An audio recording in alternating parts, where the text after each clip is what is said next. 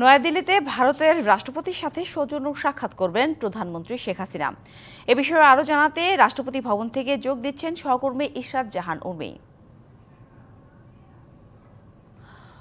প্রধানমন্ত্রী সফরের আজকের কর্মসূচি নিয়ে বিস্তারিত জানাবেন, পাশাপাশি জানাবেন যে এই প্রধানমন্ত্রী দিল্লি সফর নিয়ে তিস্তা পারের যে মানুষ যে আশায় বুক বেঁধে আছেন যে এটা নিয়ে মহাপরিকল্পনায় বাস্তবায়নের, এটা নিয়ে কোনো আশার কোনো আপনার কাছে তথ্য আছে কিনা?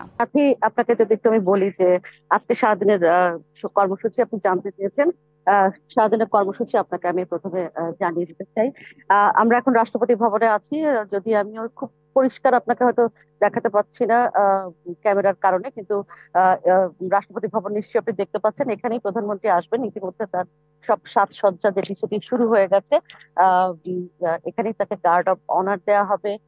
এখানেই আসলে আজকে তার যে দ্বিপক্ষীয় সফরের শুরুটা, সেটা আসলে আনুষ্ঠানিকতার আজকে তার শুরু হবে। এরপরে তিনি এখান থেকে যাবেন রাজঘাটে মহাত্মা গান্ধীর স্মৃতিসৌধে শ্রদ্ধা জ্ঞাপন করতে। তারপর তিনি আসলে হায়দ্রাবাদ হাউসে যে টক, সেই টকে তিনি বসবেন।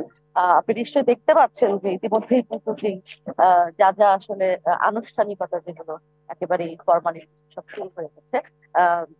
ওয়ালটন ফ্রিজ কিনে অনেকের মতো আপনিও হয়ে যেতে পারেন মিলেনিয়াল সেরা পণ্যের সেরা অফার।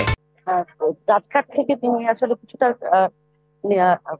কিছুটা নীরব সময় কাটিয়ে, যেটাকে ডিপ্লোম্যাটিক ভাষায় কোয়াইট টাইম বলে, তারপরেই তিনি হায়দ্রাবাদ হাউসে ভারতের প্রধানমন্ত্রীর সঙ্গে যে আনুষ্ঠানিক দ্বিপক্ষীয় বৈঠক, সেটি ছাড়াও বেশ কয়েকটি বৈঠক কিন্তু হবে।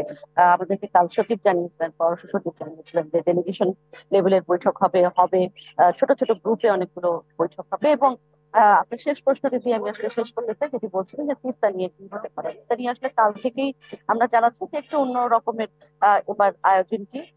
আমাদের দিক থেকে প্রস্তাব আসতে পারে, তাদের দিক থেকেও প্রস্তাব আসতে পারে। তিনটি বিষয়কে তারা তিস্তা সম্পর্কে বলছে, হচ্ছে সংরক্ষণ, বলছে ব্যবস্থাপনা, এবং এসবের সবকিছু কিন্তু অর্থায়ন প্রয়োজন, সেসব নিয়ে হয়তো আলোচনা হবে।